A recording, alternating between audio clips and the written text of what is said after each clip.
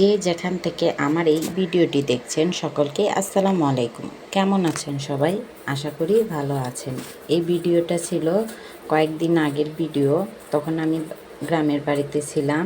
গ্রামে এসে একদিকে ভ্যাপসা গরম, অন্যদিকে ঘন ঘন লোডশেডিং, অবস্থা খুবই খারাপ হয়ে গিয়েছিল আমাদের। আমার বড় ছেলেকে বাড়িতে খুঁজে না পেয়ে আমি আস্তে আস্তে পুকুর পাড়ে চলে এসেছি। এদিকে এসে দেখি আমার ছেলে এই সব বিচ্ছু বাহিনীকে নিয়ে পানিতে নেমেছে। পানিতে নেমে ও ঝিনুক কুড়াচ্ছে, ঝিনুক খুঁজে খুঁজে বের করছে আর মজা করতেছিল।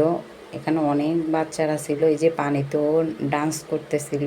রোদের তাপে পুকুরে পানিও গরম হয়ে গিয়েছিল। আমি বারবার বলছিলাম, তাসিন তুমি উঠে এসো, আমার কথা শুনছেই না। মা আর একটু এরকম করতেছিল।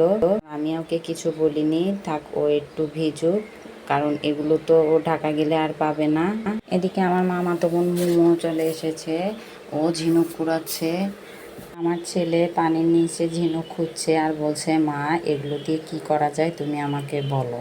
দেখতে অনেক সুন্দর ছিল, এগুলো কি করা যায় তুমি আমাকে বলো। বারবার একই কথা বলছে। পরে অনেক বলে ওকে পানি থেকে তুলে নিয়ে এসেছি।